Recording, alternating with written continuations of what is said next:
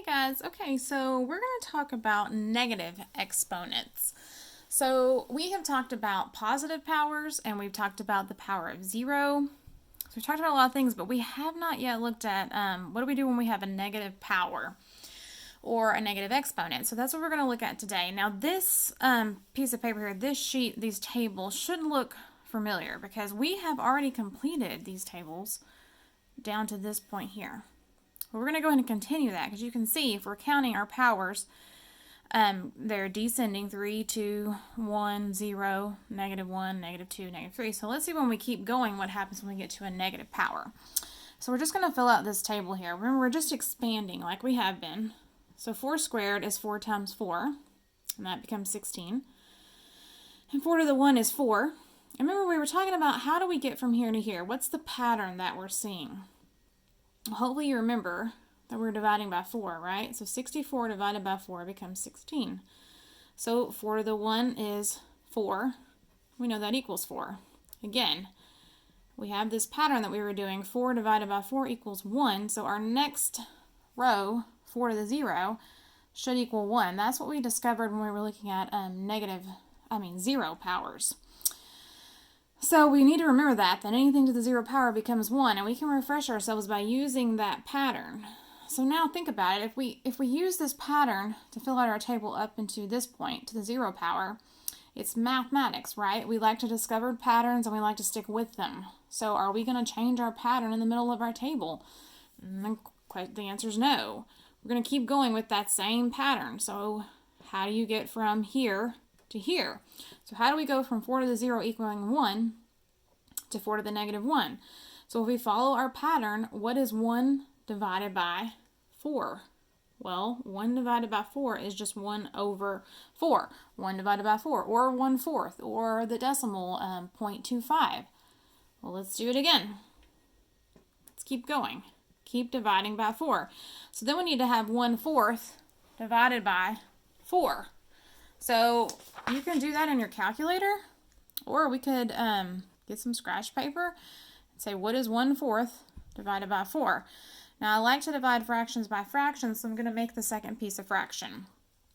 So you have to remember how to divide fractions. You keep the first one, you change the sign from division to multiplication, and you flip the second fraction.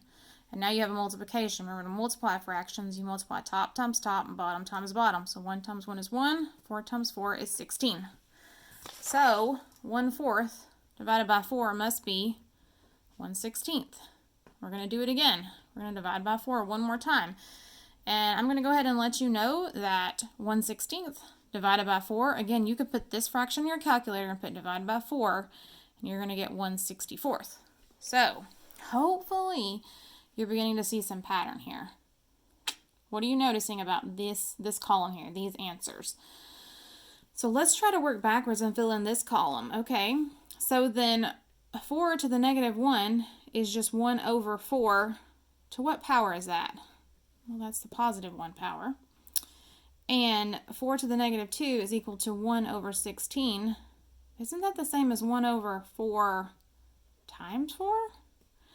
And 4 to the negative 3 is equal to 1 over, didn't we say 4 cubed is 4 times 4 times 4, which is 64. So do you see what's happening?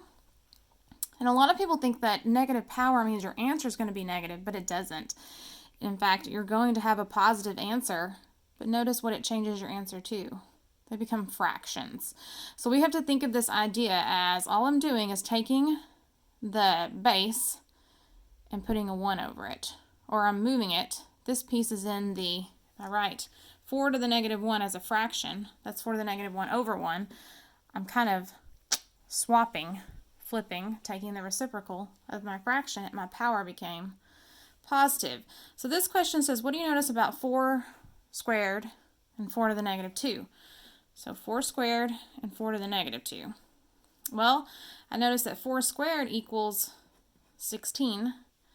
And I notice that 4 to the negative 2 equals 1 over 16. So what do we call that? So again, we said 4 squared is 16, and 4 to the negative 2 is 1 over 16. So what are you noticing? What if I write this one as a fraction? 16 over 1 and 1 over 16. I hope that you're seeing that these fractions are just flipped, or they are reciprocals of each other. That's the math term for flipping a fraction, right? Swapping it. Top goes to the bottom and bottom goes to the top. Becomes a reciprocal. Okay, so what I want you to do now is take a minute and I want you to fill out these two tables as well, doing the same thing. Find the pattern like we did when we were doing the zero, and you should have these in your notes already, filled out to this point. So keep going, find your pattern, and then what are you noticing? Answer the question about these two pieces here, and hopefully that'll get you set up for us to do this piece, the note. So go ahead and pause the video and finish this, and then we're going to move on to this piece. Okay, so we're going to just look at a few examples here.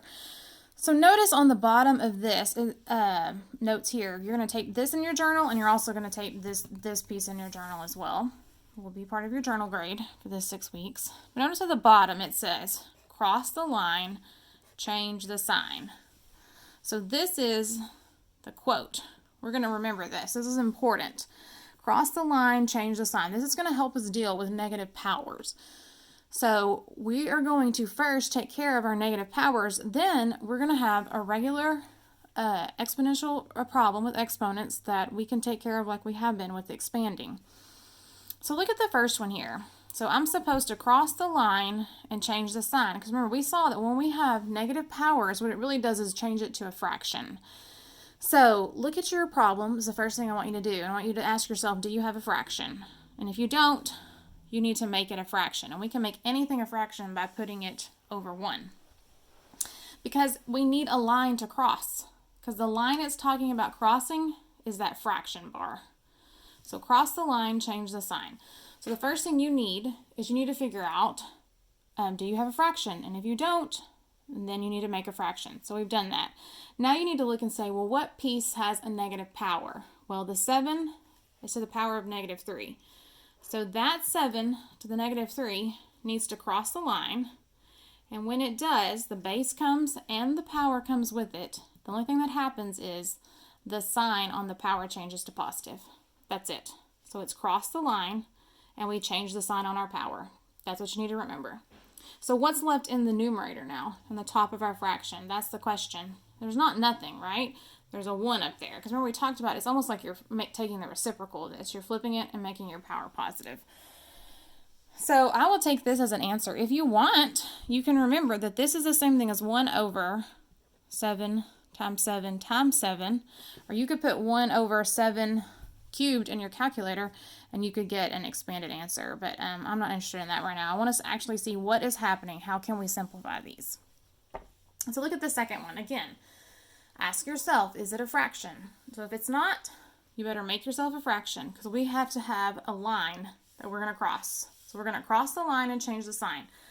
So now is when I want you to look and I want you to say, okay, which pieces are negative?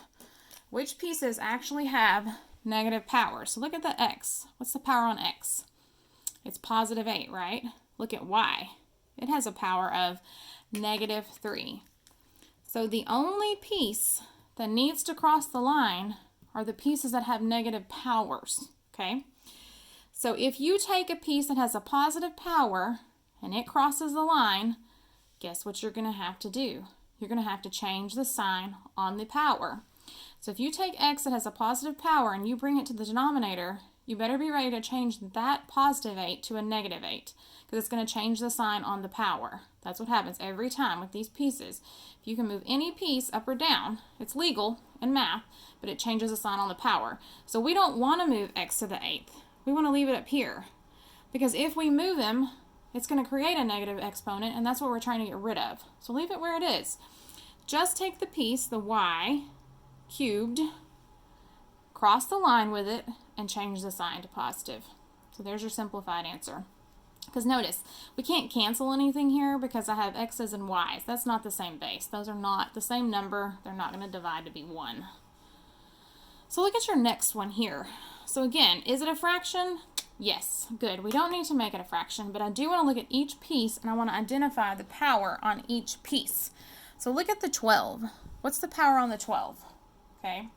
Notice it's not in parentheses with the x, so that means the power on the 12 has to be 1, and it's a positive 1 because it's not written. Now look at the x, so the negative 4. That piece has a negative power. Look at y. Again, it does not have a power written, so it must be a power of 1 because it's not in parentheses. If it's in a parentheses with a power outside the parentheses, then it gets the power.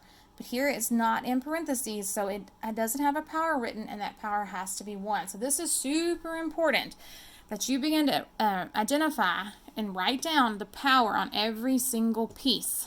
Because if not, you're going to end up moving a piece that has a positive power and creating a negative power. So you're just creating work for yourself. So look at the denominator. What's the power on the 3?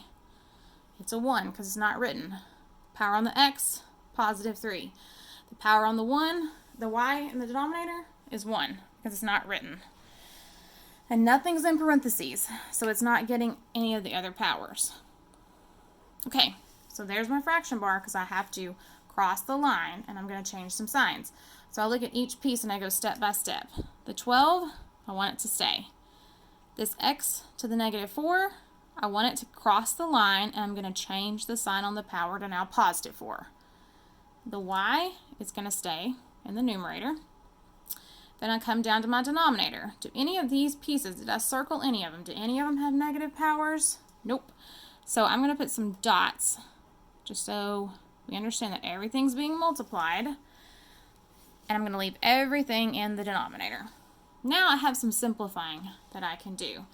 I'm going to write another fraction bar. And so I want to expand because I notice this is 12 and this is y. And this piece is how many x's multiplied by themselves. It should be 4 because my power is 4.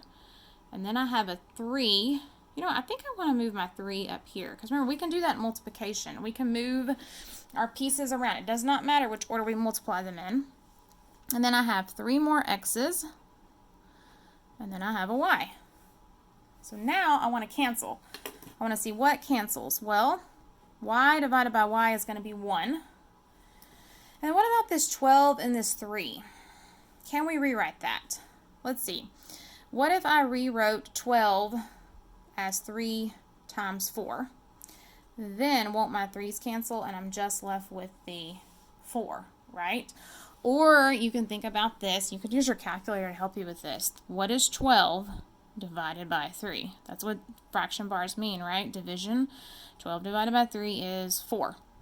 So now I have to say, okay, I've canceled everything that'll cancel because I don't have any x's in the numerator. So now let's simplify our answer. In the numerator, I'm just left with the 4 over, the only thing I have left in the denominator is x's. To what power? 1, 2, 3, 4, 5, 6, 7. So there's your simplified answer. Okay, now look at the last one. Again, we want to start by saying, is it a fraction? Yes, it is. I do not need to make it a fraction because I have a line that I can be able to cross. All right, now look at the power on every single piece. Remember, the 5 has a power of 1. The x has a power of positive 3. But now the y I'm seeing has a power of negative 8. The 4 has a power of 1. The x has a power of negative 2. And my y has a power of 4, positive 4. So now I see I have 2 pieces that need to move. And that's okay. We can do that. So I'm going to draw my fraction bar. And I'm going to start moving those pieces that need to move. My 5, we said, needs to stay. X cubed is going to stay. Now my y to the 8 is going to cross the line, and I'm going to change the sign to positive 8. Now I come to the denominator. The 4 needs to stay. The x to the negative 2, we said, needs to move to the numerator, and I'm going to change the sign. Cross the line, change the sign on the power. That's it. And I'm left with this piece right here, which is y to the 4th power. Now I have some simplifying I need to do. So I'm going to always try to look at my coefficients first, the numbers that are sitting there. I have a 5 and a 4, and I think, is there anything in common? Are those going to simplify? Can I simplify that to an equivalent fraction? No, because there's nothing in common between 5 and 4. So I'm just going to write the 5 and the 4, and I like to write them out front. Well, now I want to look at everything else, and I want to say, okay, I've got some x's and I have some y's, but those are not going to cancel, remember, because x and y are not the same number. They will not divide out to be 1. So now I need to either expand everything so I can see how to simplify it, or maybe you can already see how to simplify it. Maybe you can see that I would write out 3 x's here, 2 more here, and when I combine them, I would have a big long line of x times itself 5 times. So that's really x to the power of 5. And I hope you're starting to see some shortcuts where you don't have to write everything out. And then look at your y's in the denominator. I have 8 that I would write out, and then 4 more. So think about it. I have a big long line. I would write out 8 y's and then 4 more, and that would be a total of 12 y's, right? 8 and 4 more y's. So there's my simplified answer. Nothing will cancel. Nothing else will simplify. So I hope you see that negative exponents are really not that difficult. You just need to remember, cross the line, change the sign. And when you cross that line, make sure you do change the sign. That's going to be the most important piece. And then don't cross the line with a piece that doesn't have a negative power. Leave it where it is.